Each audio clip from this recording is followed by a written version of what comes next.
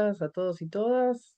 Em, Acá estamos en un encuentro para repasar algunas cuestiones, retomando el trabajo que se hizo el año pasado con algunos cambios en la organización, no muy grandes, que algunos han estado comentando ya en la reunión anterior con Mariano Mercado. Les pido a quienes tengan posibilidad de prender las cámaras, así nos vemos, más allá de que no estemos en persona, el cuerpo presente. Gracias.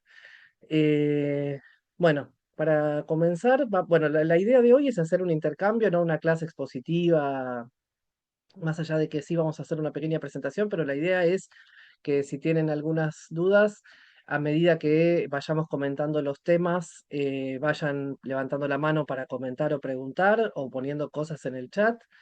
Y también después al final podemos hablar de temas que nosotros no hayamos sacado, digamos, tocado, que a ustedes les hayan quedado como dudas o cosas que quieran conversar sobre cuestiones metodológicas o conceptuales. Como cuestión general más organizativa, pensando en cómo, digamos, mejorar algunas cuestiones de organización y procedimientos de cómo se trabajó el año pasado.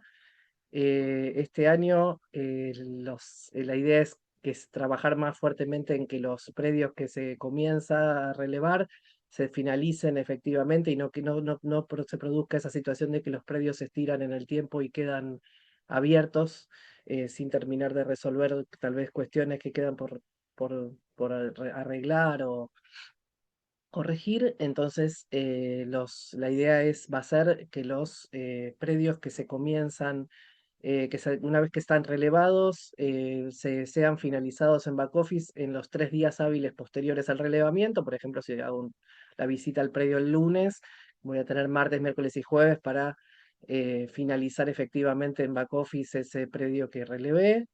Y a su vez, el coordinador distrital va a tener 3 días hábiles para hacer la revisión del caso y ya sea validarlo o hacer observaciones para el censista. Así que como censista uno va a saber que una vez que finalice el predio, en los 3 días hábiles posteriores, en ese plazo va a tener o la validación o las observaciones del caso del predio que relevó. Eh, la idea, bueno, es eso, como en aras de organizar un poco más ese proceso de trabajo. Igual va a haber, para quienes que están acá presentes, si son coordinadores distritales, va a haber una reunión específica con coordinadores distritales para reforzar algunas cuestiones y pensar y trabajar algunas cuestiones sobre ese rol específico y las tareas y responsabilidades específicas de los distritales. Eso como cuestiones generales y ahora vamos viendo si les parece. Creo que no me olvidé de nada. Así me olvidé de presentarnos. Bueno, igual nos conocíamos creo, posiblemente de alguna otra clase virtual o presencial, pero igual sí me salteé. Bueno, yo soy Paula, estoy acá con Diego Sáez y Andrea Iotti, que somos del equipo de la Dirección de Programación Educativa, de la Subsecretaría de Planeamiento, de la Dirección General de Cultura y Educación de la provincia, y nos acompaña Mariano, que es de UTN. Así que bueno, vamos a estar con Diego y Andrea viendo los temas que queríamos repasar, los temas que vamos a repasar tienen que ver con que durante este tiempo se hizo, durante el trabajo de campo del año pasado, durante este año también, se hizo una revisión de los casos, se encontraron y mismo del proceso de trabajo se fueron encontrando algunos errores que son sistemáticos, comunes, que son muy generales, que tienden a tener diferentes personas de la misma manera. Entonces nos parecía que estaba bueno agarrar esos temas puntuales y repasarlos, no hacer una revisión obviamente de todo, que ya lo vieron varias veces de distintas maneras. Así que eso, les vuelvo a decir que si tienen alguna duda sobre lo que vayamos hablando, o algo que quieran tocar, de un punto que quieran tocar sobre esos temas, lo pueden levantar la mano y les damos la palabra o escribir en el chat y lo vamos retomando a medida que vamos hablando. Y si no, temas nuevos, otros temas al final. Si querés, Diego, cuando quieras, presenta nomás.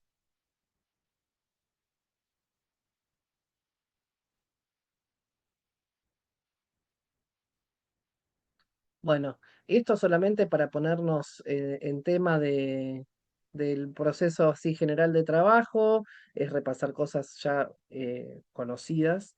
Es los pasos que se hacen en la visita al predio.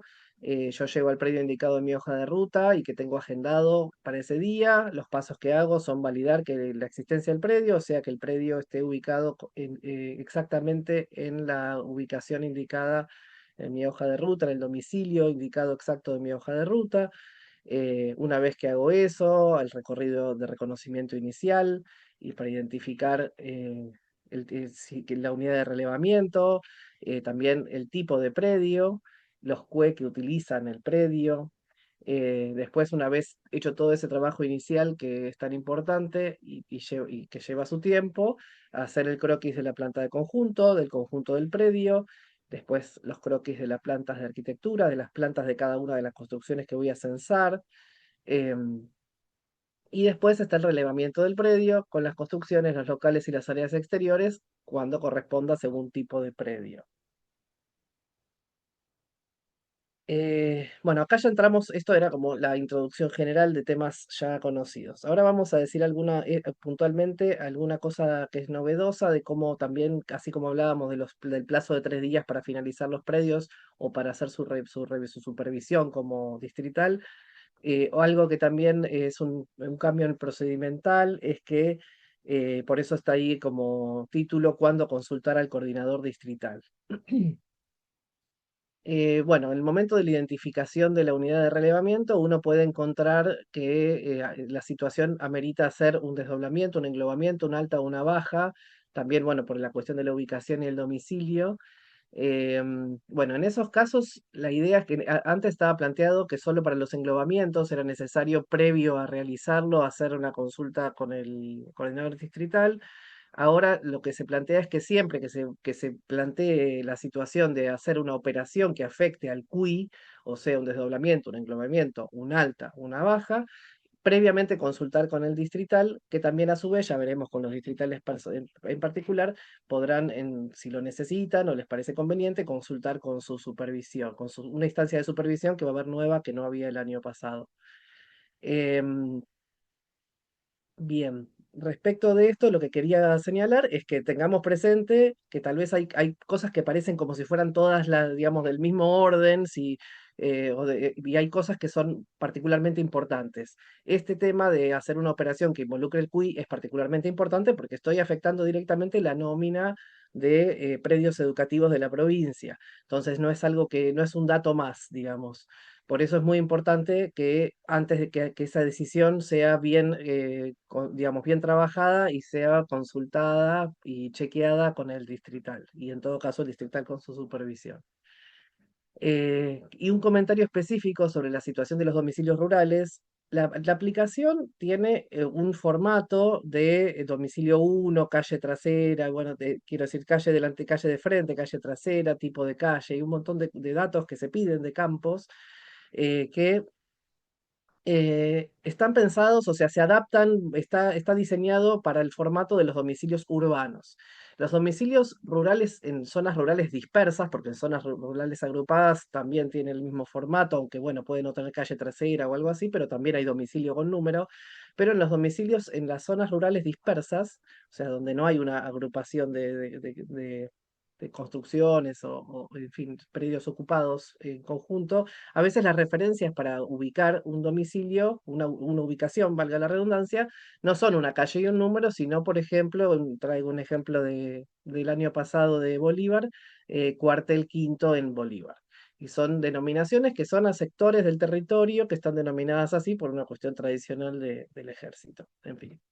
Y en ese caso es importante, y también igual en este caso al chequear con el distrital, la idea es evitar que estas cosas pasen, que hayan bajas cuando esa ubicación a veces no se ajusta exactamente al formato del domicilio, entonces se entiende que está mal.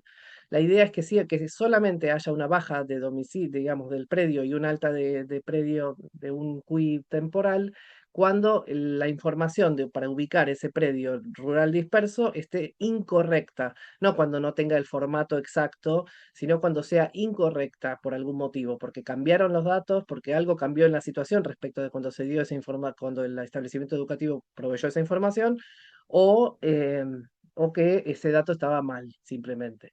Entonces, la idea es que evitar hacer bajas por esto, por una cuestión de formato del domicilio, y en todo caso, si hay información para agregar, se puede agregar en los otros domicilios. Mira que nosotros en la aplicación podemos agregar hasta, ahí viene el domicilio uno que está precompletado y que no se puede editar, y después tenemos domicilio 2 y 3. Entonces, si uno tiene algún dato de calle o algo que quiera agregar, alguna información que es correcta, aunque tenga un formato atípico, lo puede hacer en los domicilios 2 y 3. De todos modos, eso se puede chequear en su momento, porque son casos bastante particulares a veces que es difícil prever desde la oficina, digamos. Respecto de queríamos hacer un comentario también sobre la cuestión de la identificación de la actividad principal del predio, que es, recordarán, eso lo que indica cuál es el tipo de predio. O sea, todos los predios que vamos a relevar en el censo son predios educativos de la provincia de Buenos Aires. Esto quiere decir predios donde funcionan establecimientos educativos, o sea, escuelas de gestión estatal. Todos los predios en los que vamos, vamos porque ahí funciona en forma total o parcial una escuela de gestión estatal. Ahora bien, esos predios pueden ser predios escolares de gestión estatal cuando la actividad principal del predio es el funcionamiento de esa o esas escuelas, cuando pueden ser predios escolares de gestión privada, cuando la actividad principal es escolar pero de gestión privada, o predios no escolares, como siempre surge el ejemplo de hospital, por ejemplo, unidad penitenciaria, hospital es lo más común. O puede ser también una iglesia, también han aparecido varios casos. Lo que quería resaltar con esto, sobre este punto, son tres cosas. La primera es que ahora, siempre que vayamos a identificar un predio como escolar de gestión privada o escolar de gestión, o perdón, o no escolar, también vamos a chequear con el distrital, porque nos ha pasado el año pasado que en varios casos se han identificado como predios de tipo otro, o sea, los que son más atípicos, porque sabemos que los predios escolares de gestión estatal son el 90% del universo del censo.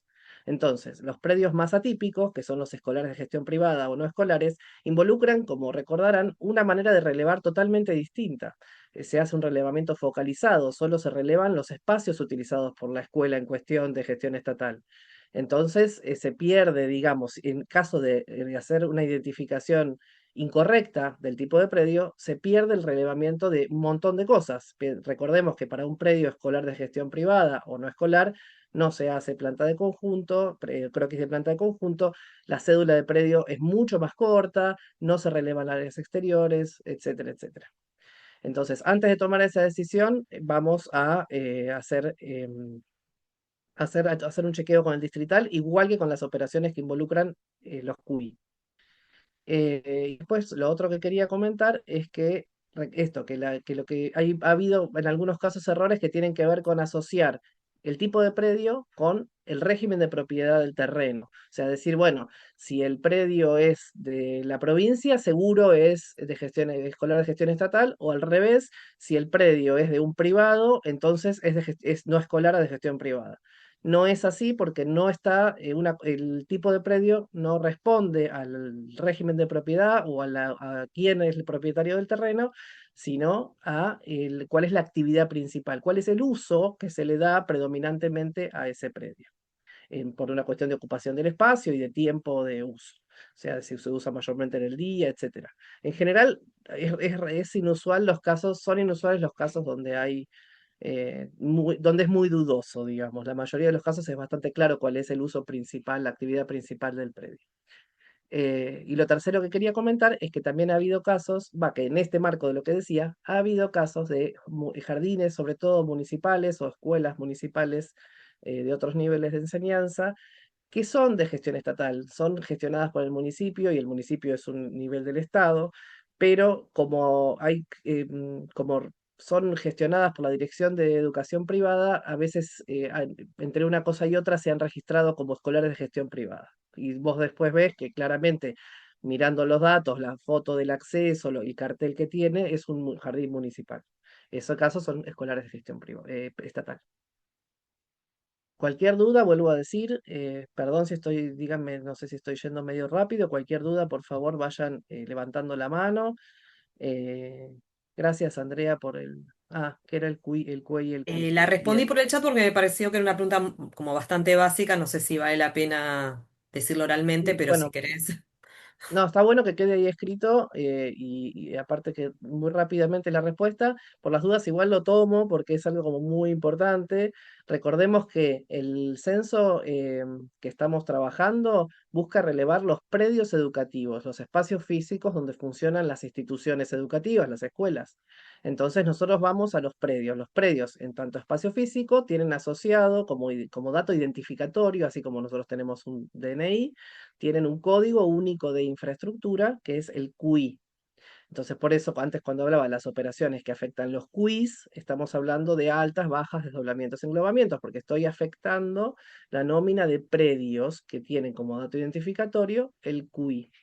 Y los establecimientos educativos que hacen uso de esos espacios, a veces compartiendo, a veces no compartiendo, a veces una escuela funciona en varios predios, en varios QIs, o al revés, hay varias escuelas funcionando en un único QI y esto se combina de maneras diversas. Bueno, las escuelas tienen el único código único de establecimiento, que es el QE. Bien, como otro comentario sobre estos temas, en esta placa tenemos la cuestión de estar atentos.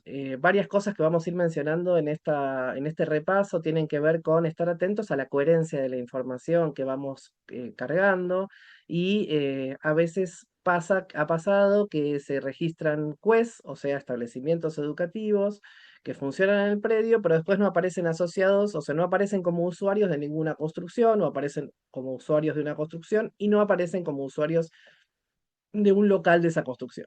Entonces, esto es un comentario específico porque esta relación entre los establecimientos educativos y, o sea, la relación CUECUI que nosotros muchas veces hablamos, que es simplemente la información de qué establecimientos educativos funcionan en qué espacios físicos, en qué predios educativos. Esa información es como el ABC de, hay algunos datos que son como los más básicos y que son la base de todo lo demás, porque después yo puedo tener una información muy linda de las características de las paredes, de una construcción, pero si no sé qué establecimientos educativos funcionan ahí, me falta como la información más básica. Por eso, la cuestión de dónde está el predio ubicado, qué establecimientos funcionan ahí y qué tamaño tiene el predio son como las cosas, y qué tipo de predio es, son las cosas más básicas que es fundamental que estén bien hechas. Si yo no tengo bien identificados qué establecimientos educativos funcionan, dónde, me falta como, es como lo básico para saber dónde estoy parado. Por eso queríamos reforzar eso. Hola, Gabriel. Ok. Bueno, no sé si hay alguna otra consulta. Digo, volviendo a decir que estos temas son como los más importantes. Si alguien tiene algo de esto que le haya quedado medio flojo, siente que no lo tiene tan claro, como hizo la pregunta el compañero sobre qué era QEQI, este es el momento como para aprovechar. Después van a tener instancias, ya sea el censista con su distrital o el distrital con su supervisor, para saldar otras dudas. eh, pero si tienen cualquier duda, por más que sea que parezca una pavada, es un buen momento para compartir, porque aparte, como siempre se dice, la duda de uno puede ser la duda de muchos. Pero bueno, si no hay preguntas, le doy la palabra a Diego. Ahí acá estábamos. Hay una pregunta en el chat con Sí, respecto a los plazos que se mencionó al inicio, Paula. Si la UFICTA va a tener también un plazo para validar y sí, si la hay un UFIC. plazo, bueno, y ahí está más para Mariano, si hay un plazo con respecto al cobro. Lo de los plazos de la UFIC, esos me imagino que sí, pero no lo tengo tan claro. Después, en todo caso, lo podemos informar. El plazo del cobro lo pueden consultar vía a UTN, es la consulta. De eso no sé bien si sería a través o si no sé si lo registrás vos, Mariano, para transmitirlo y después informarlo. Creo que Mariano Mercado está online ahí para contestar, Sí, pero estoy ahí online, está. estaba Ahí está. sin audio, recién acabo de conectar. Perdón si me Ok. preguntaron algo, repítanme la Hay pregunta. una pregunta, hola Mariano, ¿cómo andás? Hay una pregunta en el chat que no Sí, sé si te aparece o si entraste recién, que es Eh, buenos días, pues yo justo hablé antes del tema de del plazo de los 3 días y dicen con respecto a los plazos que sí. se mencionaban, la UFIC tendrá también algún plazo para validar y habrá un plazo con respecto al cobro. Bueno, con respecto al cobro, esto lo explicamos en la reunión que tuvimos ya hace unas semanas. A fin de mes se hace el corte con todo lo que se realizó hasta ese momento. Ahí se les va a mandar la notificación de lo que tienen que facturar o lo que van a cobrar por beca, presentan la factura y 30 días desde que ustedes presentaron la factura se transfiere. Eso con respecto a la forma de pago. Eso está subido también la presentación, está subido el video y en el campus donde lo explicamos hace unas semanitas atrás. Respecto de la UFIC va a validar todo antes del corte, va a validar todo lo que tenga, lo que esté cerrado, ese es el objetivo. Este año tenemos, bueno, también lo explicamos, tenemos en realidad una unidad de supervisión de calidad del dato que va a estar trabajando junto en paralelo con los coordinadores zonales. O sea, la UFIC va a seguir existiendo en el sistema, digamos, como un proceso, pero van a estar trabajando muy fuertemente los coordinadores digitales con la unidad de ay, perdóname, se me fue. SCD, De Supervisión de supervisión de Calidad calidad del del Dato. dato. Gracias, Paula, perdóname. Que bueno, que van a estar ahí justamente parte de los integrantes que están también acá en la reunión, verificando que los coordinadores digitales hagan las validaciones que correspondan y las observaciones que correspondan a sus censistas. Y una vez que ya vemos que los coordinadores digitales andan bien, bueno, les vamos a hacer un monitoreo de que estén controlando todo correctamente. Entonces, van a haber predios que van a estar validados por las arquitectas y el personal de Provincia de Buenos Aires. La idea es que sí, dentro de las 3 días posteriores a que ustedes, hasta que los coordinadores digitales validen, también la UFIC va a estar validando o los supervisores de calidad de datos en este nuevo rol que tenemos a partir de este año. Creo que con eso quedó contestado eso. ¿Ok? Azul, Luis, en el campus, en el curso 2026-00, que es el que vos tendrías que estar matriculada, ahí está todo subido. ¿Ok? Sí, Andrea, ella creo que no salió a campo. Por eso las Claro, claro, le preguntas. preguntaba, como Sí, decía que era sí. su primer sincrónico, por eso le preguntaba, porque pensé que tal Sí, vez sí, era una sí. persona que por error estaba. No, no, no, no, no, ella está dentro, o sea, hizo la capacitación el año pasado, la tengo presente. Pero no llegó, no sé, ya hasta salir a campo, me parece, a su, ¿no? No, claro, Pero bueno, exactamente. Fui censista, pero no pude, tuve un problema de salud y bueno, sí, tuve sí, que sí, tener una cirugía y fue justo en el desarrollo de los censos. sí, sí, recuerdo tu caso. Así que bueno, está retomando la capacitación, el refresco. Fíjate en el campus, en el curso 2026-00, ahí está todo subido. Dale, perfecto. Igualmente yo intenté ingresar hace un rato y no me permite, tengo que poner mi nombre completo. eh, Mandale mail a los chicos de capacitación y ellos Perfecto. te van a explicar cómo. Vos tenés que poner un código de matriculación que te mandamos por mail Sí, perfecto. Es más, al porque, campus. claro, recién me decía que Ujú. pongo un nombre de usuario, capaz entré en algún lado que no era. Hay que refrescar un poco los mails donde te mandamos los instructivos para ingresar al campus. ¿Está bien? Marian, ¿le podrás reenviar el instructivo? Sí, sí, claro. Ahí Es le, fácil le- le estoy ubicarla. dejando en el chat la dirección de capacitación para que me escriba y le pasamos todo y le ayudamos. Dale, perfecto. ¿Había otra duda que no llegué a escuchar o era eso No, nomás? no, no, era esa, Mariano, nomás. Dale, perdón que me sumé un poquito más tarde, pero se me complicó la mañana. No, no, Igual lo tenía gracias. Mariano ahí que ya me dijo que había abierto todo, así que bueno, igual estoy Sí, acá. sí, sí. Bueno, Diego, te cedo la palabra ahora. Mm, Bueno, bueno, muchas gracias. Vamos a seguir entonces con este repaso que veníamos haciendo. Como mencionaba Paula, estos son algunos temas que queremos reforzar sobre todo con la experiencia de haber supervisado los relevamientos que ya se hicieron, los predios que ya relevaron. Eh, entonces, bueno, vamos a hacer una serie de puntos a reforzar o de recordar cuál es el objetivo de estas preguntas o de estas cuestiones, estos datos que tenemos que relevar. Lo primero que queríamos, está puesto casi en orden cronológico de cómo hacer el censo, así que cualquier cosa igual nos van frenando, nos comentan o lo que sea que vaya surgiendo de dudas. Lo primero que queríamos mostrar es este croquis de planta de conjunto. Recordamos, como Paula dijo antes, que el croquis de planta de conjunto es solamente para los predios escolares de gestión estatal.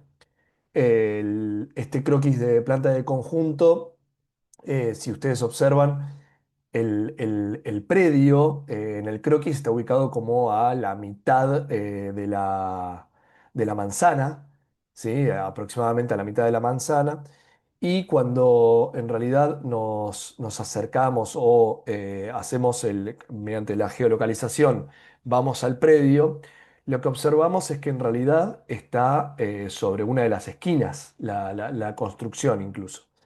Entonces, bueno, ahí lo que queríamos mencionar era que el croquis de planta de conjunto, el croquis de predio, es una representación del territorio. Lo que debe mostrar justamente es la ubicación lo más precisa posible dentro del macizo de la manzana. Si la construcción está en el borde de dos calles, en una esquina, bueno, lo ideal sería que justamente, o lo requerido, es que muestre esa situación en donde la construcción justamente está en una de las esquinas. Em, Nada, lo que vamos a mostrar a partir de acá, o sea, en realidad son cómo recibíamos nosotros la información y cuál era la información real, por decirlo de alguna manera, para justamente reforzar estos temas y tratar de que la calidad del dato sea óptima justamente.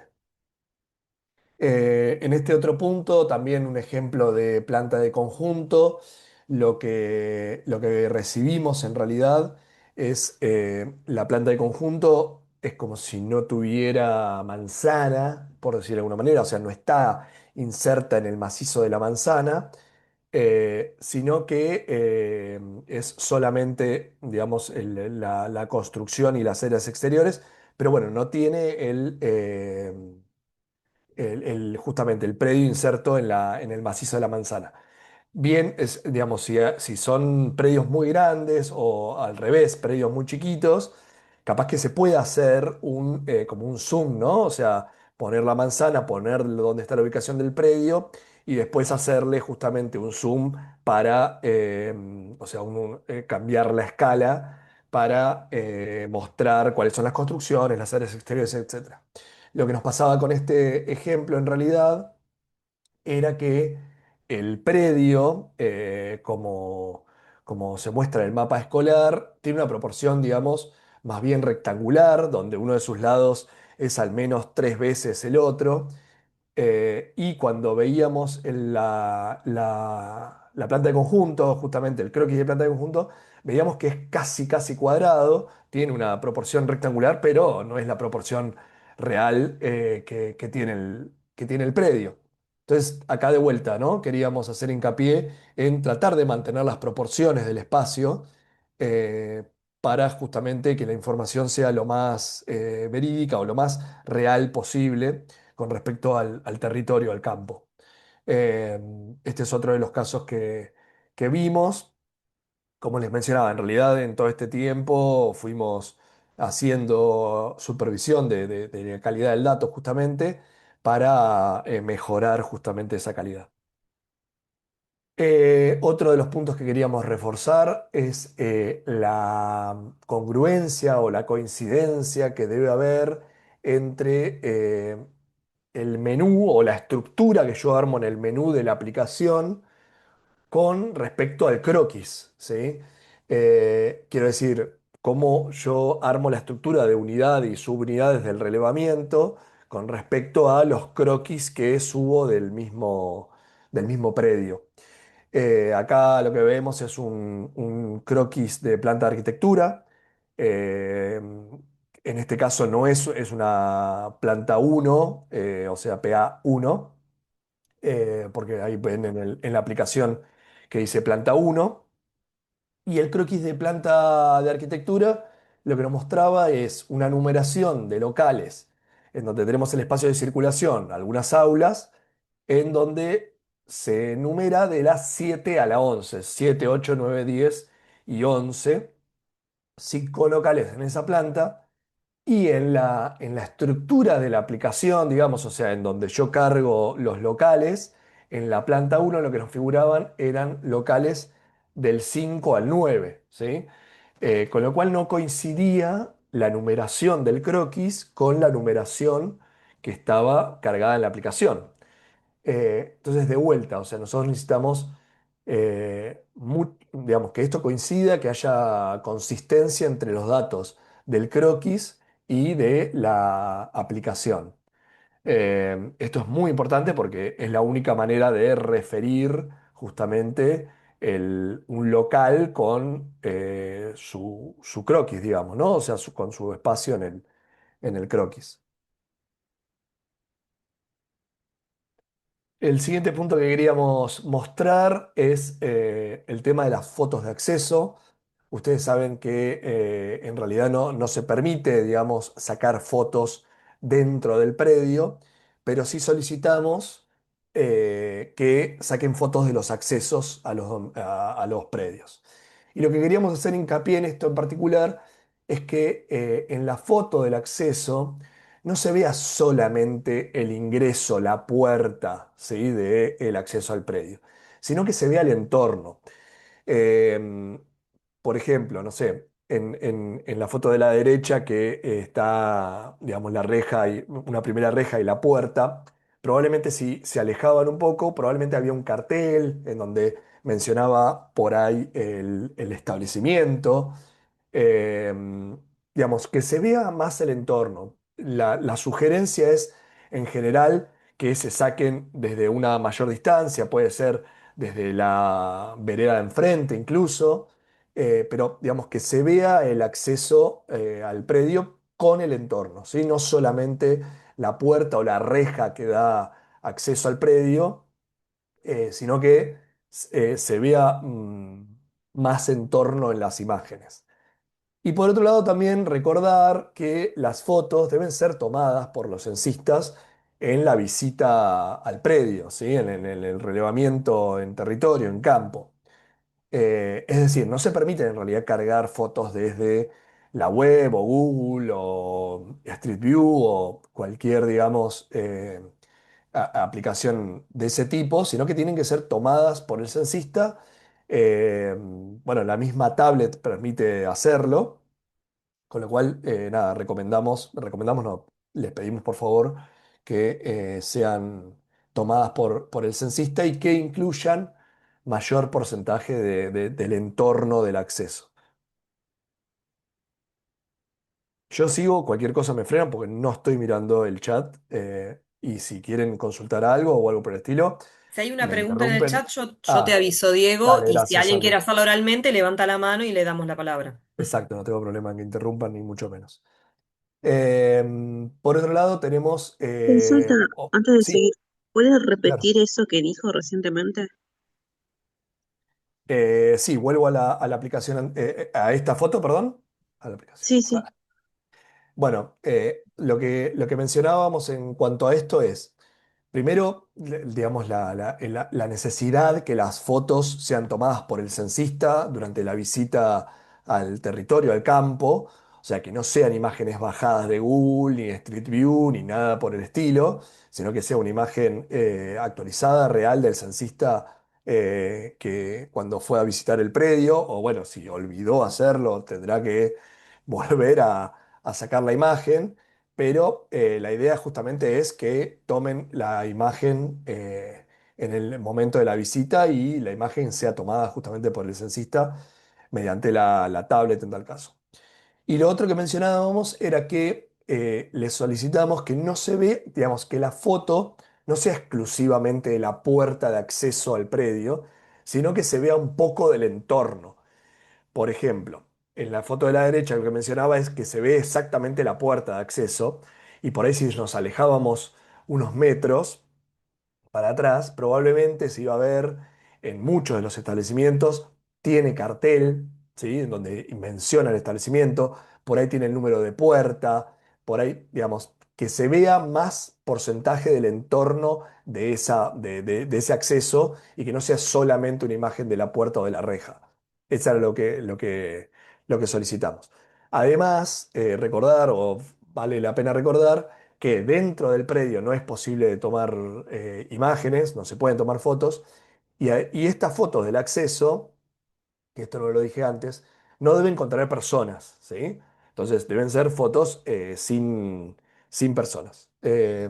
Eso creo que, Ivana, no sé si con eso reforzamos ese punto, Sí, muchas gracias. por favor. Siguiendo con los accesos al predio. Ustedes habrán visto cuando cargaban datos en la aplicación que la aplicación permite hasta 3 domicilios cargar, ¿sí? Domicilio uno, 2 y 3. Bien, para solventar, digamos, este tema, en predios donde existen más domicilios, sí tenemos que indicar la totalidad de los domicilios al predio, de los accesos, digamos, al predio.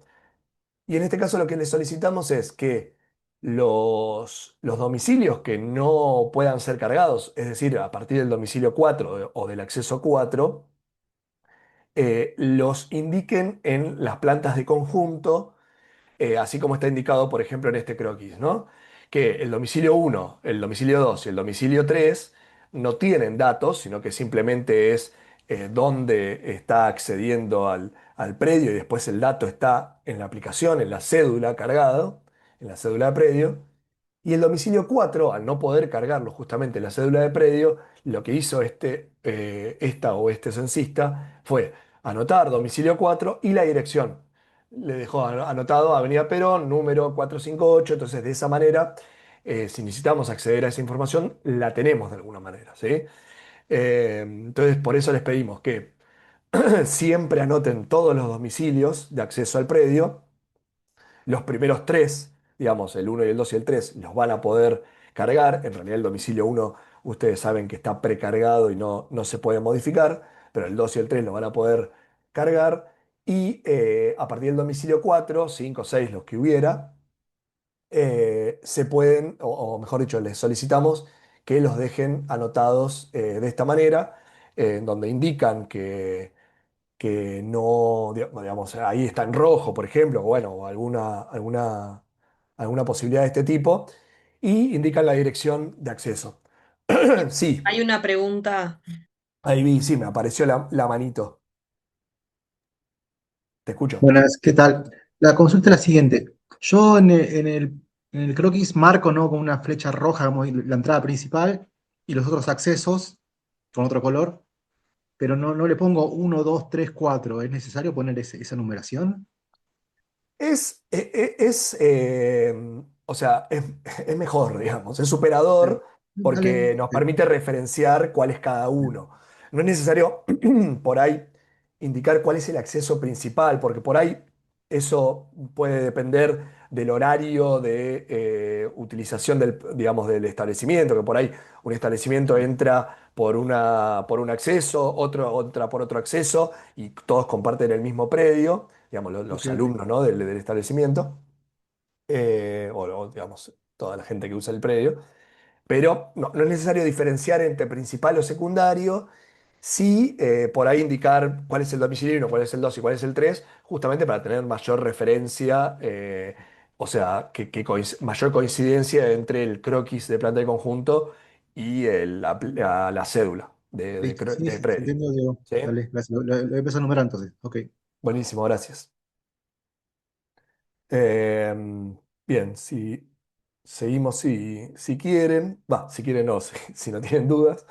Eh, Acá también, con respecto a esto, ya estamos en la cédula de predio puntualmente. Ustedes, bueno, ya habrán visto todos la aplicación. Esto es el apartado de ubicación del predio. Lo que solicitamos es, bueno, ya lo había mencionado Paula brevemente, para el caso de los domicilios, perdón, los predios rurales. Eh, lo que solicitamos en realidad es completar las 4 calles o avenidas o caminos o etcétera que completan la manzana. ¿Por qué? Porque en realidad la ubicación, ustedes saben que cualquier dato necesita ser completado y hay como un control de completitud de la cédula. Menos en este apartado, ¿sí? Que es justamente el de ubicación de predio, que no lo tiene justamente por el tema de los predios rurales o las manzanas irregulares, en donde, por ejemplo, hay una manzana triangular en donde no hay 4 calles, digamos. En una manzana triangular habrá 3 calles, justamente. Entonces, lo que exige la aplicación es completar la primera, la calle del frente únicamente. Pero nosotros le solicitamos, por favor, que queden completas las otras 3 calles, con el tipo y el nombre, digamos, para justamente tenerlo referenciado. Eh, Esto lo hemos visto en muchos predios, muchos, digamos, predios relevados, en donde por ahí los datos son menos o, digamos, escasos en cuanto a justamente la ubicación del predio. Así que por favor les pedimos que siempre traten de llenar todos los casos a pesar, todos los campos, a pesar de que en realidad no haya un control de completitud en este punto en particular. Bien, ahora ya vamos a lo que son datos muy necesarios del predio, les diría, o sea, del relevamiento, quiero decir, de este censo. Eh, digamos, lo que es superficie de predios, superficies de construcciones, etcétera, es un dato que nosotros lo necesitamos con mucha exactitud y lo vamos a usar o lo van a usar, mejor dicho, durante... o sea, es un dato que el censo necesita y que lo tenemos que relevar de forma fehaciente porque realmente es un dato que se usa todo el tiempo. ¿Por qué? Porque con esto se proyecta... Perdón, un segundo, ¿eh? Voy a hacer... Ahí va, ahora mejor. Con este dato se proyecta en realidad ampliaciones, se ve cómo es la currícula, si hay, digamos, sobrecarga de alumnos en los establecimientos, en los predios, si están al contrario con espacio vacante, etcétera. Entonces, este dato, digamos, o los datos de las superficies son datos que son muy, muy, muy necesarios para este relevamiento. Eh, y son, digamos, el primer dato, digamos, que necesitamos que sea seguro, por decirlo de alguna manera. Eh, Acá, digamos, lo que queríamos recordar o mencionar es que este dato se obtiene mediante medición y tiene que coincidir justamente la superficie de predio con la sumatoria de las plantas cero, o sea, de las plantas bajas de las construcciones y de la superficie de las áreas exteriores, también ubicadas en planta baja, digamos, ¿no? O sea, no hay una coincidencia exacta, porque de hecho tener una coincidencia exacta entre la superficie de predio que yo cargo en la aplicación o la superficie de predio que yo indico en la planta de conjunto y la sumatoria de las plantas bajas de las construcciones y de las áreas exteriores, tener una coincidencia exacta entre esos dos puntos, la realidad es que es muy difícil, casi imposible, porque justamente como se hace mediante medición, hay un margen de error de esto. Entonces, no es que estamos solicitando que haya una coincidencia exacta entre estos datos, pero sí que haya una coherencia relativa, digamos, y un margen de error corto o chico. En este caso que mostramos, la superficie total del predio que figuraba en back office, estas son imágenes tomadas del back office. eh, la superficie total del predio que mostraba este predio justamente, o la cédula de predio, mencionaba que tenía 726,91 metros cuadrados y la superficie de la planta baja, mejor dicho, la sumatoria de la superficie de la planta baja de la construcción, que era, en este caso tenía una sola construcción, tenía 275,37 metros cuadrados. La dimensión del área exterior uno, la superficie era de 144 metros cuadrados y la dimensión del área exterior 2 era de 27 metros cuadrados. Si nosotros hacemos la sumatoria de esas tres áreas, de la construcción, de la planta baja de la construcción, área exterior uno más área exterior 2, nos daba 446 metros cuadrados aproximadamente. Con lo cual, acá hay una diferencia de metros cuadrados muy significativa en estos dos casos. Lo que probablemente haya sucedido en este caso es que para la superficie total del predio se haya usado también la superficie de la planta baja uno, o sea, perdón, de la planta baja uno, de la planta de arquitectura uno, o sea, primer nivel de la construcción uno, ¿sí? Entonces, en realidad están sumando superficies en altura de las construcciones que no es correcto, ¿sí? La superficie del predio es la superficie que hay en planta baja del predio, o sea, una superficie en el nivel cero. Entonces, este dato queríamos reforzarlo porque, sinceramente, es un dato muy clave del relevamiento y nada, nos hemos encontrado con estas situaciones. Como les decía, la aplicación y el relevamiento, digamos, el censo, tiene márgenes de error, tiene márgenes que a ustedes les va a permitir de cualquier manera cerrar el predio, finalizar el relevamiento, etcétera, pero que no sucedan estos casos en donde hay una no correspondencia de lo que se está cargando en la cédula con respecto a lo que, o sea, de los datos que están cargando de la cédula en la superficie del predio junto con lo de la suma de las plantas bajas de construcciones y áreas exteriores. Veo que hay actividad en el chat, pero no sé si corresponde a consultas de No, no, esta no, son placa. cuestiones de acceso a las aulas virtuales que estoy contestando yo por el Perfecto. chat. Vos seguí nomás. Buenísimo. Gracias. Bien, ahora vamos a, a pasar, digamos, o ya empezar a irnos del predio para, no irnos, digamos, literalmente, ¿no? Pero irnos de la cédula de predio para empezar a pasar a las cédulas de las construcciones. Otro de los puntos a reforzar es justamente la coherencia entre cédulas, la consistencia entre cédulas, entre las diferentes cédulas de este censo. Por ejemplo, en cuanto a instalaciones, si indico que en el predio hay un medidor de gas, ¿sí? En la cédula de predio me consulta por medidor de gas. En alguna de las construcciones que hay en ese predio tiene que haber una conexión a gas de red, ¿sí? ¿Por qué? Porque en realidad ninguna empresa prestataria de gas coloca un medidor de gas sin antes hacer una verificación justamente de la instalación, con lo cual alguna construcción tiene que tener alguna instalación de gas, alguna conexión de gas de red. Con lo cual, esto sí nos ha pasado que no hay a veces consistencia entre las cédulas, en donde indican por ahí que hay un medidor de gas y después indican que ninguna de las construcciones que figuran, o sea, que están emplazadas en el predio, tienen conexión a gas de red, quiero decir. Entonces, bueno, ahí también hay algún tema de inconsistencia que hay que ser muy, muy estricto o muy exigente en cuanto a esto, digamos, ¿no? Son datos que, digamos, tienen que tener en la cabeza justamente que cuando voy a hacer el relevamiento eh, haya, digamos, esa consistencia o esa coherencia entre cédulas censales.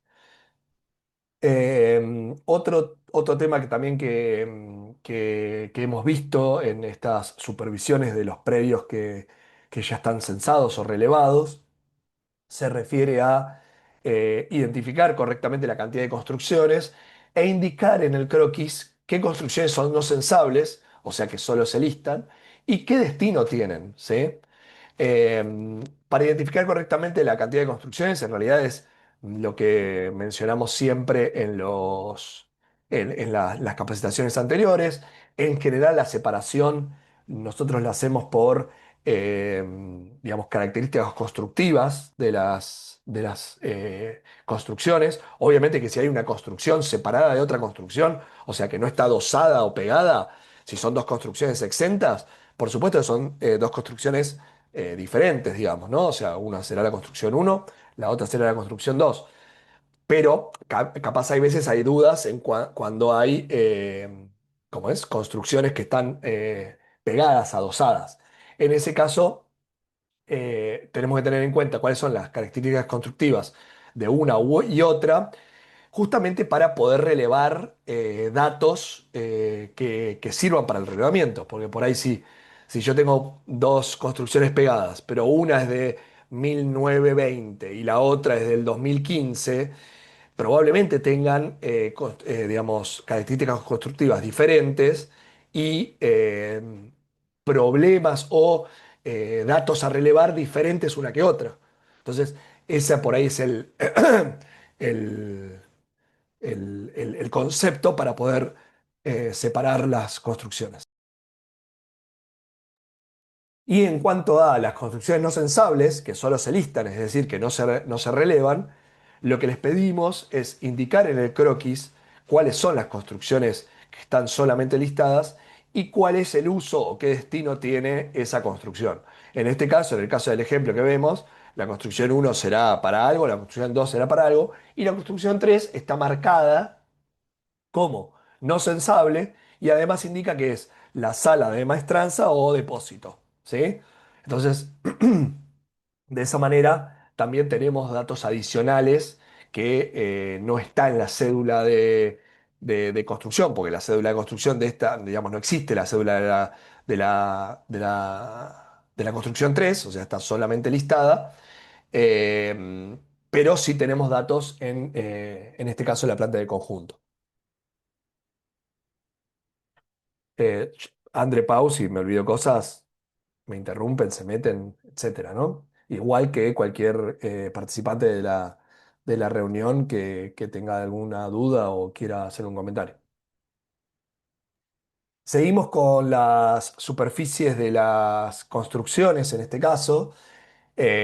Volvemos a reforzar lo que dijimos con superficie de predio.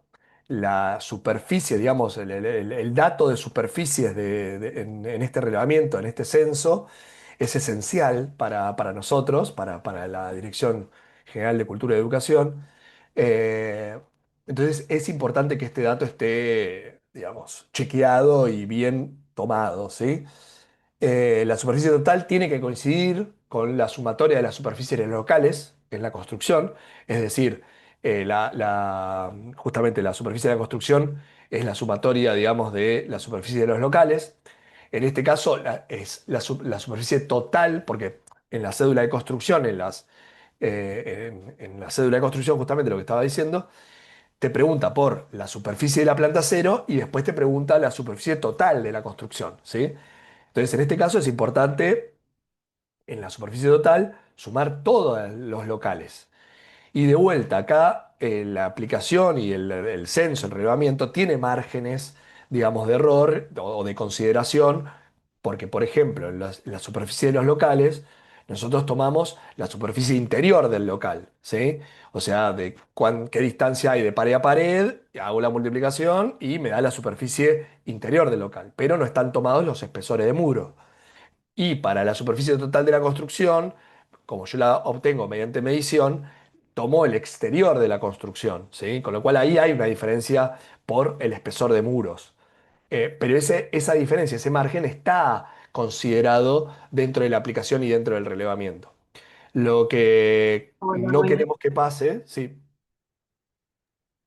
Hola, disculpen. sí, Yo sí. quería consultar, porque me ha pasado en más de un predio que había cerrado varias, digamos, como eh, cuestiones que me quedaron ahí, que no me las pudieron validar, que luego tuve que corregirlas, pero muchísimas veces en varios predios, fue que no coordinaban, digamos, la cantidad de metros cuadrados de la sumatoria de los locales correspondiendo a una construcción. Eh, O sea, hice exactamente lo que decís, la sumatoria de los locales de medidas internas correspondiendo a la medida de la construcción total que relevé. Entonces empecé a hacer cuentas y la variación era, bueno, la medida de los muros. Y no me lo verificaban varias veces en muchos predios. Entonces lo que tuve que hacer al final era sumarle el grosor de cada uno de los muros según corresponde en la planta. Cuando sumé eso, me lo dieron como válido. Entonces ya ahí ya no sabía cómo contemplarlo, si al final contemplar los muros o no. Bueno, no, en realidad en la superficie de los locales no hay que contemplar los muros, porque la superficie de locales es la superficie libre, digamos, de uso del local, y en la superficie total de la construcción se toma la superficie exterior. La realidad es que ese margen entre sumatoria de los locales y la sumatoria total de la construcción está en la aplicación.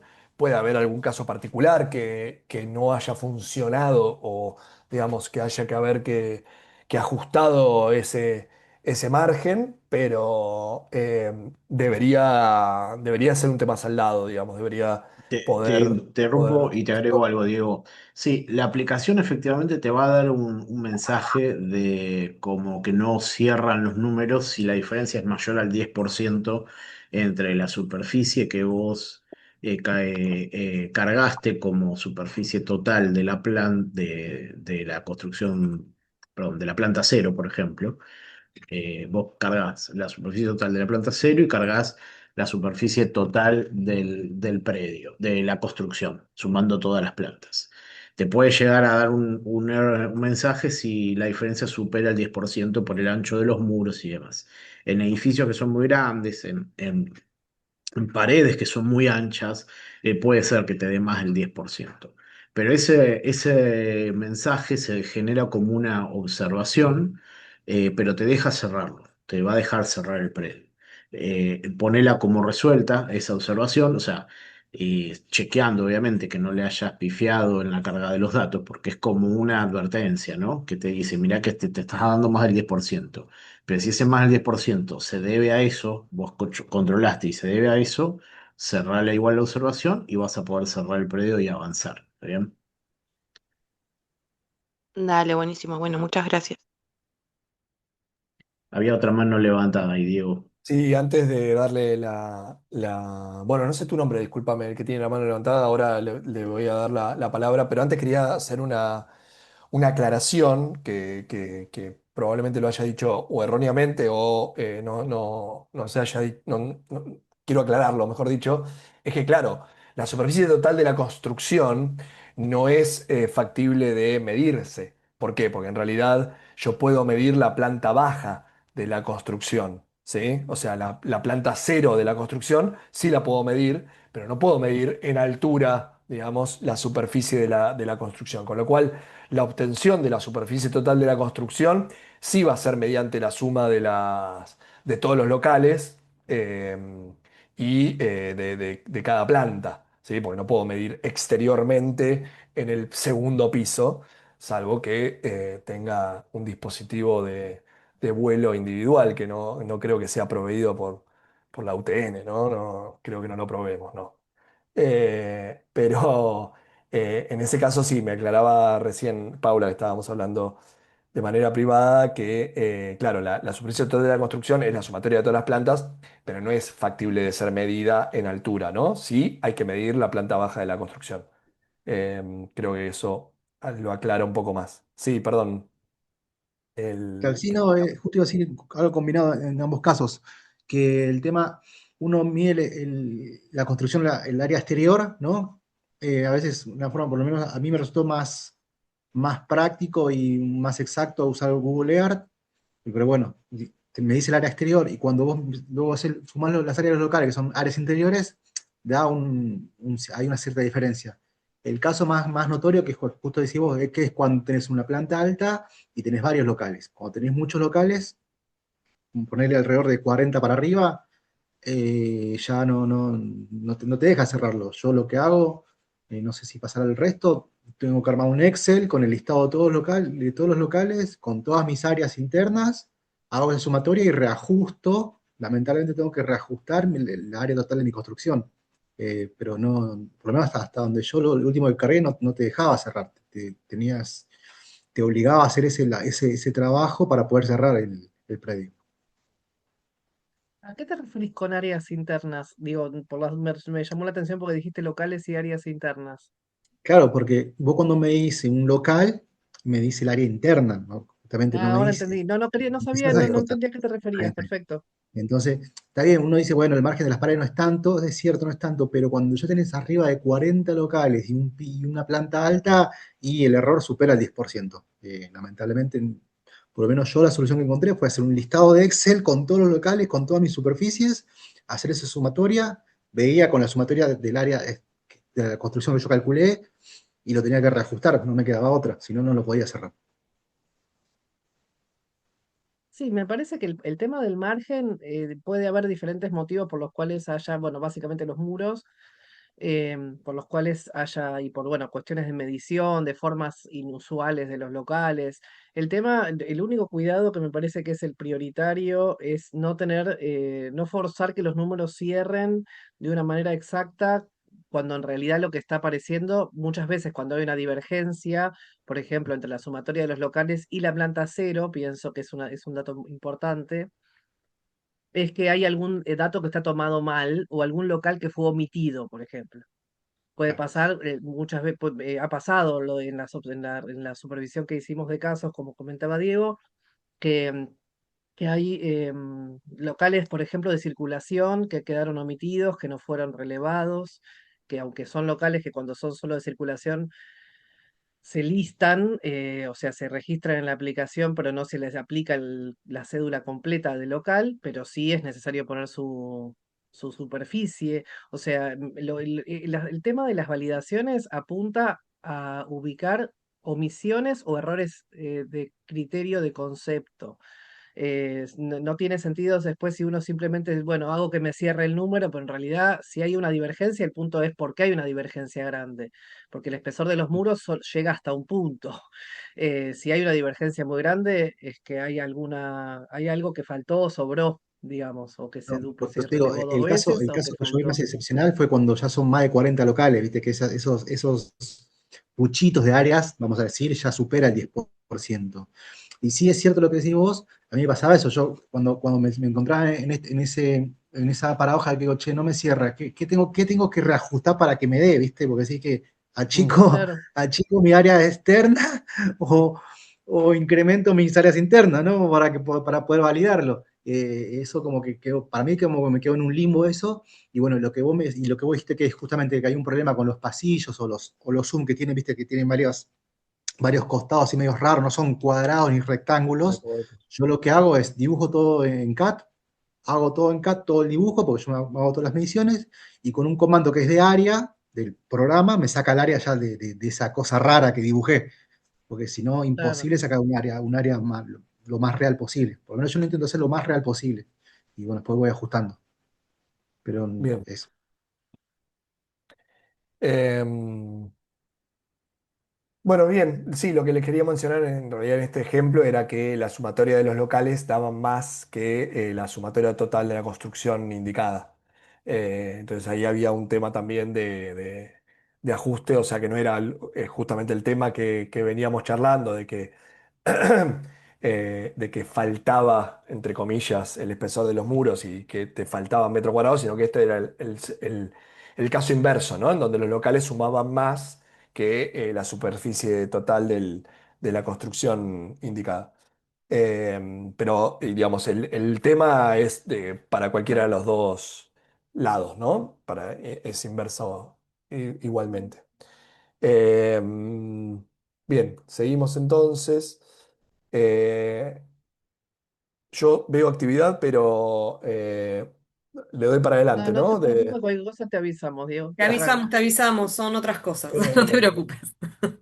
de lo que les queríamos mencionar también en cuanto a las escaleras, es que esto lo hemos visto en muchos relevamientos, muchos muchos temas, es que indican que la construcción tiene más de una planta, pero dentro de la cédula de construcción les consulta por escaleras y se indica que no tiene escaleras la construcción.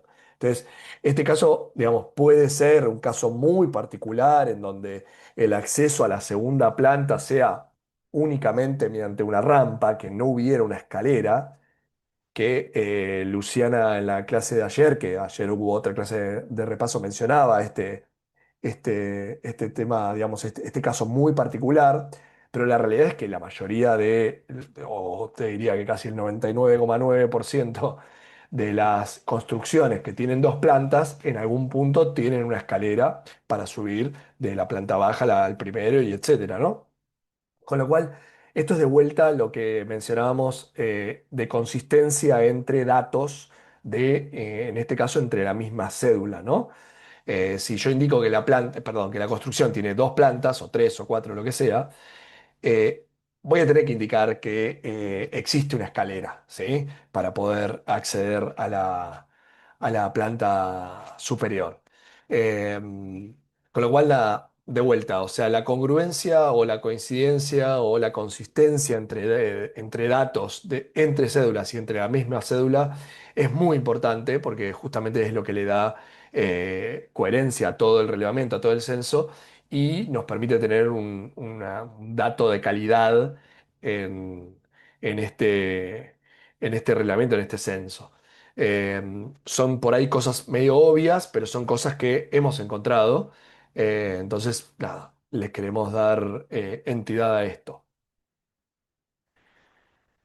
Mira, justo yo tengo que bajar un segundo, no sé si Pau querés continuar acá, tengo que bajar un segundo y vuelvo, pero son 30 segundos, si querés después Dale, retomo lo que tranqui, es tranqui, más tranqui. Sí, específico retomo. del, del ejemplo. Ahí vengo, ¿eh? Sí, acá lo que aparece en realidad, acá hay se pone un ejemplo que en realidad lo que queremos comentar aplica a muchas preguntas, que es la diferencia de concepto entre estructura y terminación. Eso se puede aplicar, se aplica básicamente a los techos y las paredes, ¿no? Eh, por ejemplo, acá el ejemplo que pusimos es, bueno, diferencias entre la estructura del techo de la construcción y la cubierta exterior del techo. Por ejemplo, la vista tiene chapa, esa es la cubierta exterior del techo, por debajo está la estructura que sostiene esa cubierta, que puede ser de madera, metálica, etcétera. Lo mismo pasa en las paredes entre estructura y terminación. Acá el ejemplo que se puso es que en la estructura predominante del techo se puso que la estructura es otra y se detalló placas de por encima losa.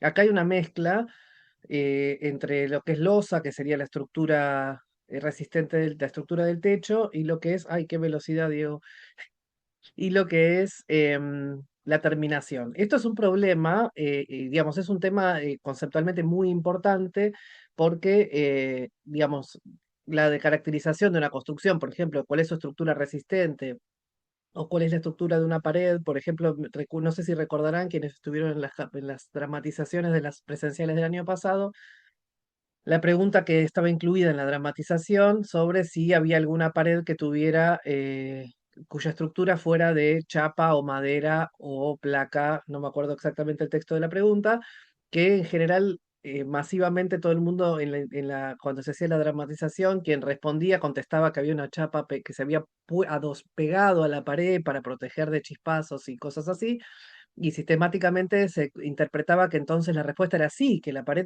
tenía estructura de chapa.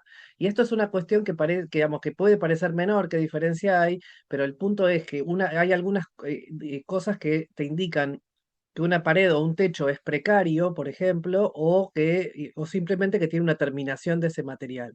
En ese caso, la pregunta sobre la estructura, si tiene alguna pared con estructura de chapa, busca eso, por ejemplo, ubicar si hay aulas que tengan paredes hechas de materiales que permiten que el ruido viaje sin casi sin ningún obstáculo, lo cual es un problema para el trabajo pedagógico. Entonces, la cuestión de la diferenciación entre estructura y terminación es fundamental porque en base a esta información se construyen indicadores de habitabilidad, de calidad, de constructiva, etcétera. Y si nosotros tomamos medio como lo mismo, lo que es terminación, que es también, digamos, tiene a veces objetivos de aislación, pero también en gran medida estéticos, con lo que es estructura, que es una cuestión constructiva, son cosas muy diferentes. Entonces, por un lado aparece eso, y por otro lado aparece también la cuestión de no poner, de usar la categoría otro u otra cuando queremos poner una opción que ya está contemplada en las anteriores, en la lista de opciones. Por ejemplo, si se dice ladrillos, ladrillo o ladrillón, y se pone en otra mampostería. Y en realidad la mampostería se hace con ladrillos. Entonces, la importancia muy grande de chequear que la opción que yo quiero registrar esté en el listado de categorías y solamente usar la categoría residual, que es una categoría residual porque es para casos excepcionales usar la categoría otro u otra, cuando realmente eso no está incluido en la tipología, en el sistema de categorías de la pregunta. Pero para eso, claro, es muy importante, o sea, yo voy a poder aprovechar las categorías que tengo si sé exactamente, si tengo claro cuáles son las definiciones y a qué se refiere a qué significa, por ejemplo, la palabra mampostería y a qué son cada material que aparece ahí. Si yo, para eso está en los manuales, eso está detallado, está descrito qué significa cada categoría del. Y si no, también se puede investigar cada uno por su cuenta para terminar de entender cuestiones que para quienes no tenemos una formación de estos temas, tienen su complejidad y hay un montón de cosas que uno puede desconocer, pero es necesario conocer para poder aplicar bien las preguntas y ni hablar para poder observar adecuadamente. Te devuelvo, Diego. Gracias.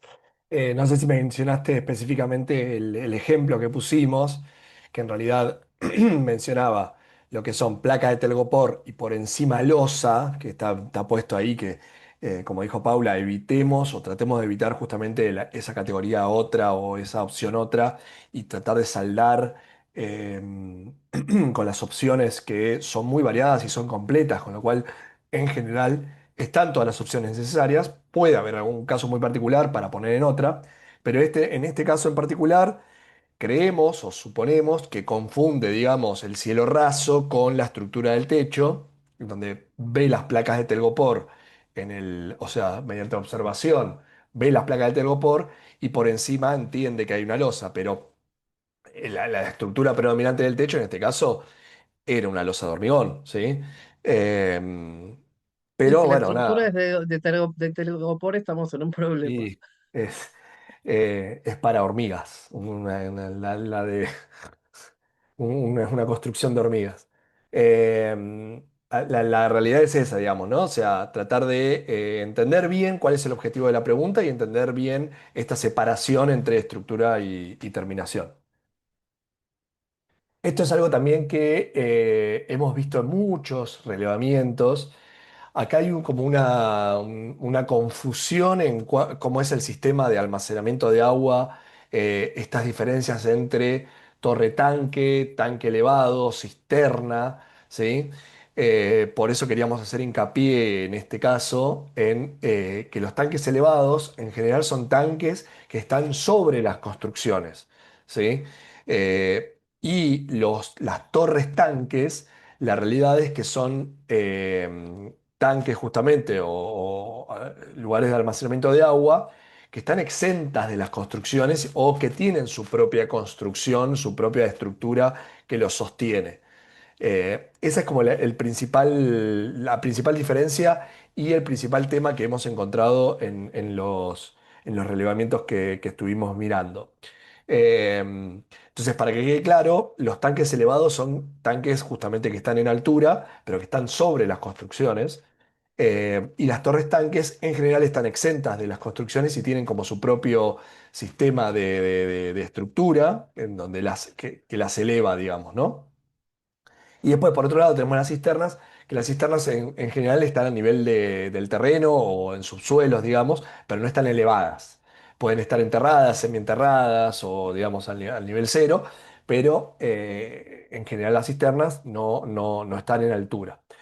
Eh, pero bueno, eso, digamos, ya para reforzar temas técnicos o específicos del relevamiento y que necesitamos tener los datos correctos. Se los comento porque hemos recibió muchísimos, digamos, casos de torre tanque, y no aparecían en ningún, digamos, lugar esas torres tanques, entonces probablemente eran tanques elevados en realidad. Entonces, bueno, nada, afinar este concepto de torre tanque y tanque elevado. Otro tema también que hemos tenido diferencias o dificultades es en el tipo de provisión de gas, la diferencia entre lo que denominamos gas a granel y gas envasado. Gas envasado lo que se denomina es todo lo que viene en tubo, garrafa, que lo que se hace básicamente es cambiarla, digamos, ¿no? O sea, uno entrega la garrafa o el tubo vacío y le dan o busca un tubo o garrafa completo, lleno, digamos, ¿no? En cambio, perdón, el gas a granel es con este sistema de, digamos, hay estos artefactos que coloquialmente en la jerga se denominan chanchas, que están emplazados generalmente, digamos, dentro del predio, en el área exterior, digamos, en general tienen como una delimitación, pero que, digamos, no son móviles, no son trasladables, son mucho más grandes, tienen una dimensión muchísimo mayor a digamos, las garrafas o los tubos de gas. Eh, y la principal diferencia en realidad es que viene un transporte, un camión, a llenarlo, ¿sí? Entonces, por eso es a granel, ¿no? Porque mide la cantidad que llena de gas y cobra en referencia a eso. Entonces, bueno, nada, entender es la diferencia entre gas a granel y gas envasado también nos parecía importante dejarlo en claro porque nos pasaba que mencionaban, digamos, que tenía gas a granel y no había en ningún punto del predio ningún tipo de artefacto para justamente almacenar este tipo de provisión de gas. Es decir, que probablemente en realidad se estaban refiriendo a gas envasado, pero bueno, de vuelta, eh, afinar estos temas técnicos y estos conceptos nos ayuda a justamente tener datos más exactos, más precisos. Y acá, bueno, empieza toda una serie de consistencias entre cédulas, eh, o dentro de la misma cédula, quiero decir que nos parecía importante reforzar, por ejemplo, que si indico que hay pérdida de agua en la construcción, hay una de las consultas que, que- que puedo indicar en la cédula de construcción, que es justamente si hay pérdida de agua. Entonces, si indico que hay pérdida de agua en una construcción, en algún local de esa construcción tiene que aparecer el problema de la pérdida de agua, ¿sí?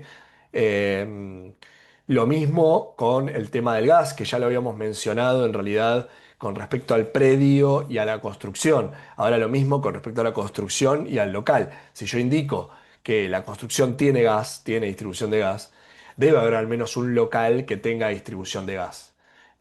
Si no, no hay coherencia, digamos, entre las cédulas. Lo mismo con el resto de las instalaciones, ¿no?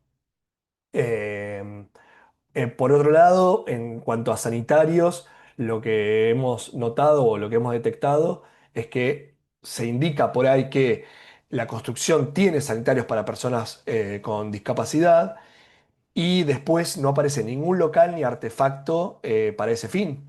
Entonces, de vuelta, tiene que haber coincidencia, consistencia entre estos datos, que si yo indico que la construcción justamente tiene sanitarios para personas con discapacidad, tiene que haber un local para, digamos, que sea un baño para personas con discapacidad, o bien que dentro de ese sanitario haya un artefacto específico para ese fin. Eh, y esto es algo también que lo notamos porque digamos, queríamos hacer hincapié porque lo encontramos en muchísimos relevamientos, en donde digamos, en el equipamiento de los sanitarios indican que hay lavatorios, pero después no indican las canillas. Por ejemplo, ponen, hay 3 lavatorios, pero 0 canillas. Digamos, puede ser un caso excepcional en donde estén los 3 lavatorios y justo los 3 lavatorios no tengan ninguno una canilla, digamos, ¿no? O sea, los 3 estén sin uso y no tengan la canilla colocada ni siquiera, ¿no? Pero en realidad lo que se pregunta acá es, primero, por el artefacto lavatorio y después por el artefacto, digamos, canilla que está instalado en ese lavatorio. El funcionamiento de eso se pregunta posteriormente, ¿sí? Si esas canillas funcionan. Pero lo que sí tiene que pasar, o lo que es factible, o digamos, suele pasar, es que en cada lavatorio haya instalado una canilla. Hemos encontrado muchísimos casos en donde hay muchos lavatorios y hay cero canillas. Por ahí esto venía una confusión de que pensaban que el lavatorio incluía la canilla y estaban esperando, digamos, que apareciera una canilla exenta, digamos, como esas que aparecen, ¿no? Para, por ahí para lavar, que están como a una altura baja, donde no tienen un lavatorio o directamente se abren sobre una pileta de piso o algo por el estilo. Pero bueno, no es el caso, digamos, de lo que estamos mencionando, ¿sí? O sea, en general, si yo indico el lavatorio, después tengo que responder también por la cantidad de canillas que hay. Espero haber sido claro, capaz que me enrede un poco de más, pero el concepto es ese. Después vamos a lo que es ventilación en general, digamos. Eh, no me acuerdo si después había superficie de ventilación e iluminación. Ahora No, No, ¿no? creo que no. Bueno, hacemos... A ver, voy una más. Ah, bueno, sí, sí, acá hay algo. Ah, sí, Eh, ahí está. sí, algo hay. Pero, pero bueno, puntualmente en lo que es rejilla de ventilación, hemos encontrado muchas incongruencias, muchas inconsistencias, y creemos que esto sí se refiere a, digamos, no tener claro algunas cuestiones técnicas, algunos conceptos que son propios por ahí de las áreas de construcción, de diseño, etcétera. Eh, ¿Por qué? Porque para locales, con artefactos a gas sin tiraje, es necesario que haya dos rejillas. Esto es una pregunta que hace la aplicación. También mencionar que a raíz de que encontramos todos estos inconvenientes en cuanto a rejillas de ventilación, que la realidad es que es un dato esencial también del relevamiento. ¿Por qué? Porque refiere a la salud de las personas. Entonces, realmente tenemos que tener este dato en forma fehaciente y es un dato importante, porque como les decía, hay datos que capaz que son más qué sé yo, de equipamiento o de datos que puede tener una construcción, por decirle, no sé, o un local, ¿no? Que te pregunta si tiene acceso a Internet. Bueno, sí, o sea, es importante el dato si ese local tiene acceso a Internet, pero no hace a la salud de las personas. En cambio, el tema de la ventilación es importante porque justamente hace referencia a la salud de las personas.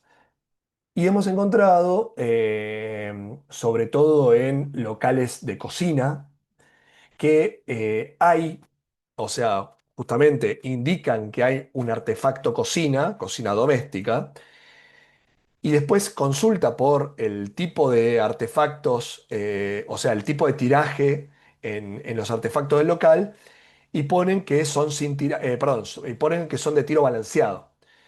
Y la realidad es que la cocina doméstica, la cocina, no es un artefacto de tiro balanceado. Es un artefacto sin tiraje. ¿Por qué? Porque en realidad consume el oxígeno del local y libera los gases de la combustión al mismo local. Entonces, en cualquier local que haya una cocina, tiene que haber justamente dos rejillas, una alta y una baja, que por la baja renueva, digamos, el flujo de oxígeno y por la alta libera los gases. Entonces, esas dos rejillas son esenciales en ese local. Y nos ha pasado esto en realidad, o sea que no indicaban que tenían las rejillas de ventilación porque ponían que en el local tenían todos artefactos de tiro balanceado. Si tienen artefactos de tiro balanceado, no son necesarias las rejillas. Ahora bien, en una cocina donde indican que hay una cocina doméstica, esa cocina doméstica no es de tiro balanceado y es necesario indicar que tiene, si tiene o no tiene las rejillas, porque ese dato sí es importante para este relevamiento. Por ahí no sé si fui muy claro, voy a tratar de ser un poco más claro o hablar justamente de los artefactos que tienen tiraje o los diferentes tipos de tiraje. los artefactos a gas sin tiraje son los que consumen oxígeno del local y liberan los gases adentro del mismo local. Un ejemplo clarísimo es la cocina, ¿sí? La cocina común, la cocina doméstica. O sea, el fuego está en contacto directo con el local, o sea, que está consumiendo oxígeno del local y a la vez está liberando los gases de la construcción al mismo local. Después están los artefactos con tiraje natural, que son artefactos que consumen oxígeno del local, o sea que no tienen una cámara, digamos, de combustión liberada, o sea, mejor dicho, cerrada en el local, sino que están consumiendo oxígeno del local, pero que la combustión sí la tiran afuera, digamos, sí la expulsan al exterior. En ese caso, digamos, por ejemplo, un caso muy común de eso son los calefones comunes, digamos, el típico calefón, en donde uno ve la llamita que está prendida en el calefón, que está consumiendo oxígeno del local, pero la combustión de ese calefón en realidad sí la libera al exterior mediante la salida de humos que tiene, digamos, ¿no?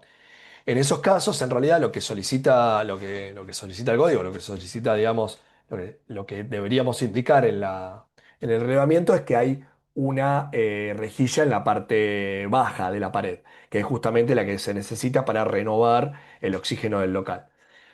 Y por otro lado también están los artefactos de tiro balanceado, que ya lo había mencionado, que no es necesaria la colocación de las rejillas, porque en realidad no hay, digamos, no consume el oxígeno del local y a la vez libera los gases de la combustión al exterior.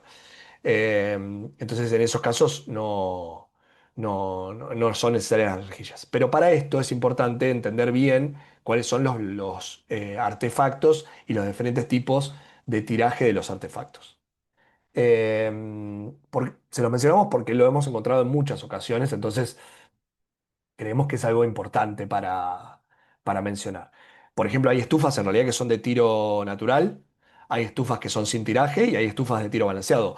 En el mercado existen los tres tipos de estufas y la realidad es que dentro de este reglamento, en los diferentes predios que vayan a visitar o que hayan visitado, seguramente encuentren de los tres tipos. O sea, estufas sin tiraje, en donde no tienen un tubo para atrás que saque, digamos, los gases de la combustión o, digamos, ese mismo tubo que también tome oxígeno del exterior.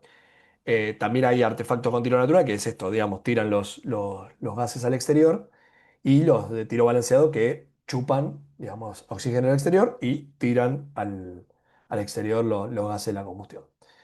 En estufas hay los tres tipos, con lo cual es importante entender la diferencia entre los tres tipos y esto es parte, digamos, de los conceptos que hay que tener claro para hacer el relevamiento del censo.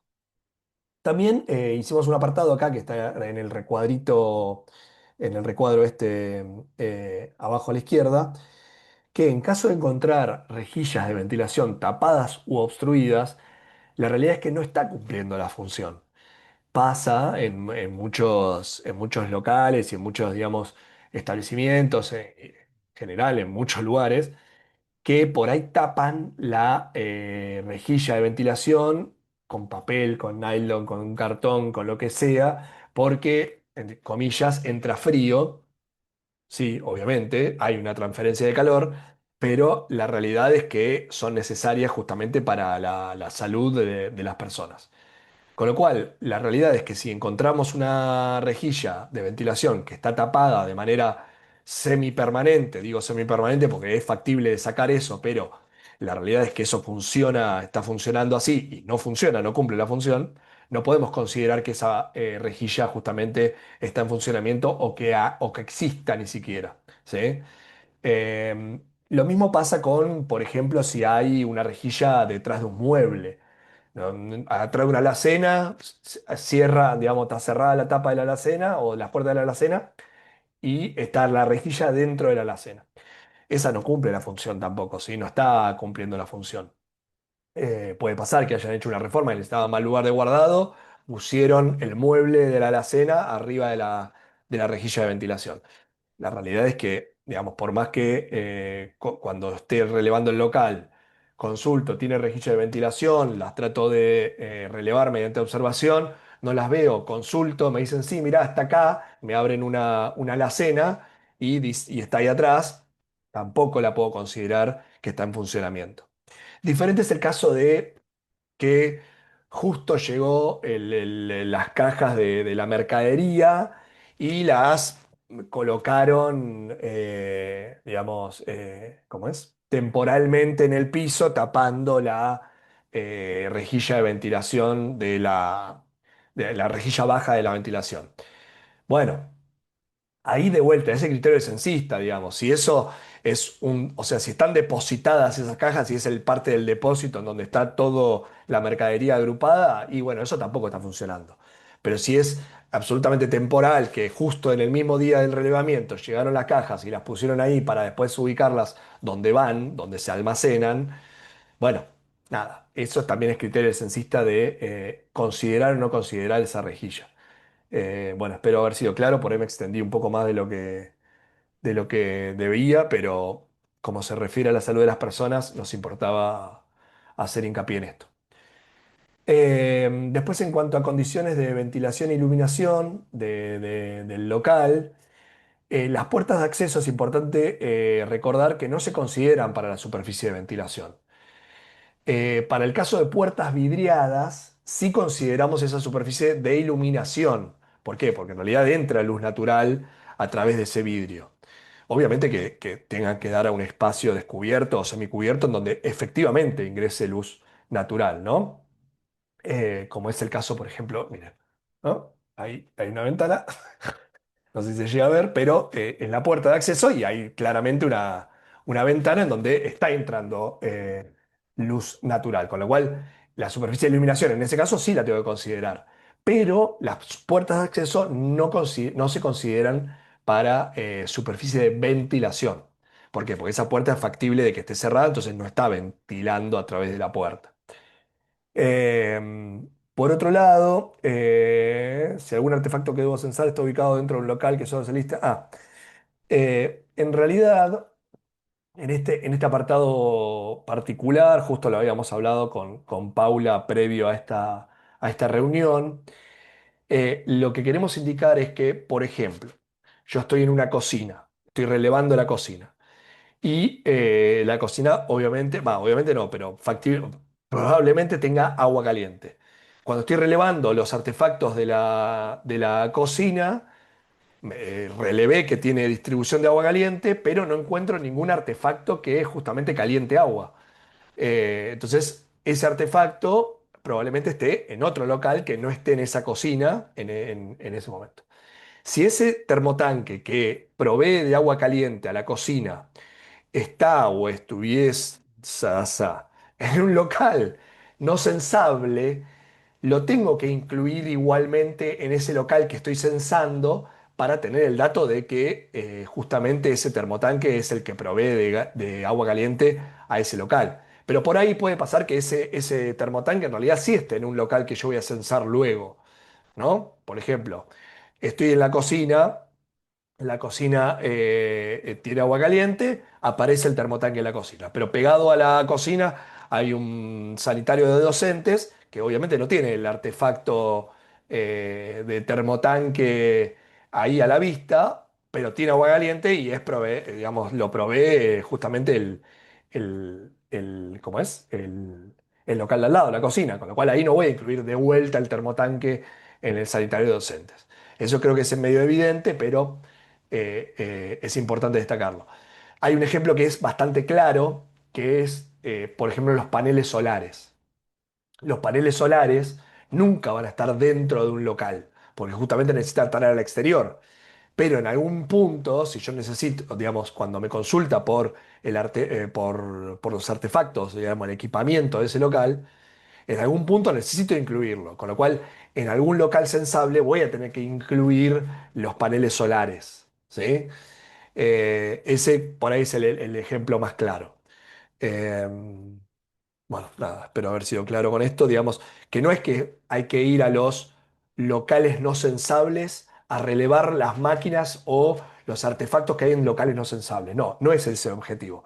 El objetivo es justamente inverso, es entender si en un local me falta, comillas, un artefacto, porque, por ejemplo, tengo agua caliente, pero no sé de dónde viene el agua caliente, y ese artefacto está en un local que no se censa, no censable, ahí sí necesito incluirlo dentro del local censable.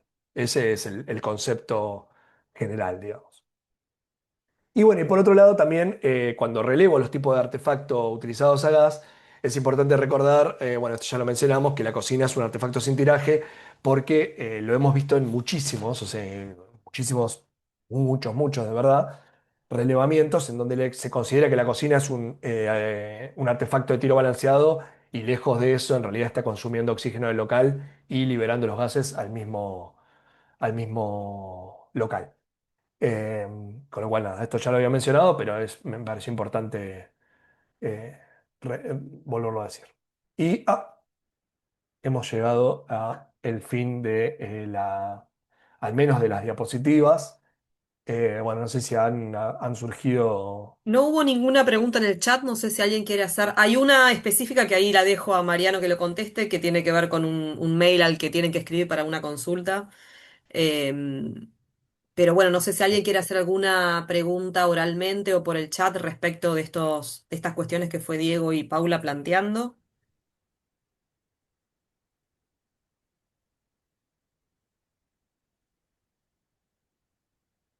La mesa de ayuda está ahora trabajando para contactar a todos los censistas que se dieron de baja, recuperar las tablets y están coordinando. Así que lo mejor sería que contactes directamente con ellos para informar que tu tablet está andando mal, así ya te programan para el envío de un...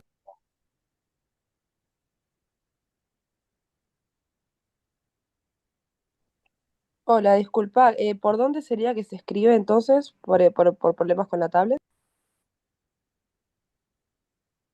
al WhatsApp de la mesa de ayuda. ¿Tenerse el WhatsApp de la mesa de ayuda?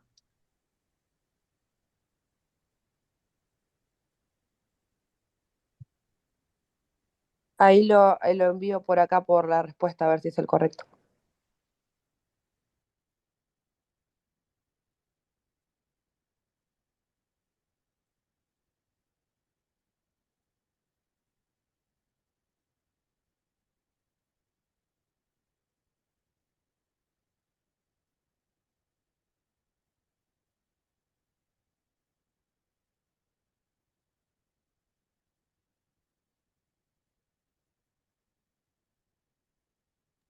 Acá preguntan sobre el inicio del relevamiento en campo. Entiendo, Mariano, corregime, es, inicios de septiembre. Septiembre, sí, sí, correcto. Perdón que me desconecté de vuelta del audio, no sé si me No, perdieron la no, por pregunta. favor. Hay una mano levantada. No sé tu nombre porque figura Ah, un correo. Orlando, perdón. ajá. Orlando. Bueno, decinos. Bueno, varias dudas, no sé si son más para la UTN, me imagino. La primera es saber, nos llegó un mail con el plazo para los que tenemos los predios pendientes. ¿Es hasta el miércoles inclusive o es hasta hoy nomás para completar?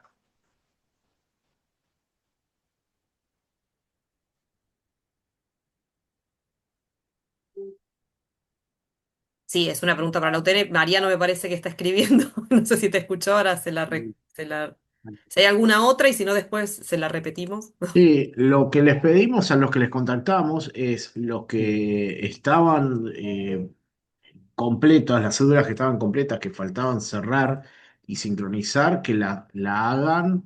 Les dimos plazo hasta hoy porque nosotros tenemos que empezar a revisar todo eso. Si hay alguna dificultad, nos escriben al mismo mail desde donde les enviamos, que es inscripción censo PBA, Vale, yo estoy dando arroba mail, aunque sea un día más red.utn.edu.ar. porque estoy actualizando los planos, porque lo que más tiempo me llevan los planos y quiero corregir con esto, con estas cositas que fueron mencionando. Bueno, mandanos mail así nos queda registrado. Dale, perfecto. Y otra consulta más también. ¿Ya se definió, se sabe cómo va a ser la nueva selección para los futuros candidatos para coordinador o supervisora?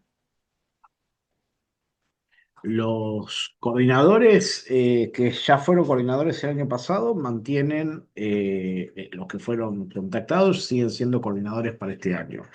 Bien. Después, los coordinadores nuevos serán seleccionados Una vez que tengamos confirmado todos los que aprobaron la capacitación de los que están ahora en el 2026 y bueno, y donde haga falta, ¿no? O sea, algunos distritos nos hace falta, no todos. Lo que es Gran Buenos Aires y demás, eso está cubierto. Lo que es por ahí interior es donde por ahí sí nos está faltando un coordinador distrital. En base a calificación, en base a performance, en caso que sean ustedes, en base a la performance que hicieron el año pasado. Entonces, básicamente, Buenos Aires ya está todo cubierto.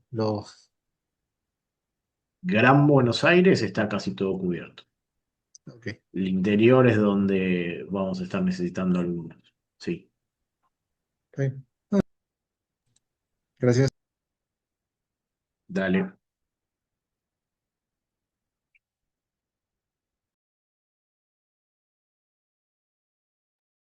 No sé si hay alguna otra pregunta. Si no, ya vamos cerrando.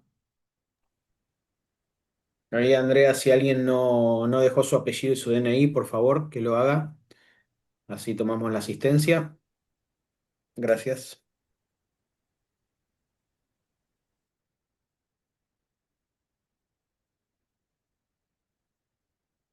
Bueno, no hay más preguntas, creo, así que todo bien claro, nos dice Fernando. Gracias, Fernando. Bueno, creo que podemos ir cerrando entonces. Dejo un segundito porque ahí veo que están poniendo todavía asistencia, entonces no cierro para... pero bueno, digamos, cerramos el encuentro de hoy y a quienes tengan que dejar la asistencia lo dejamos un minutito prendido para que puedan registrarla ahí. ¿Les parece? Dale, muchas gracias. Gracias a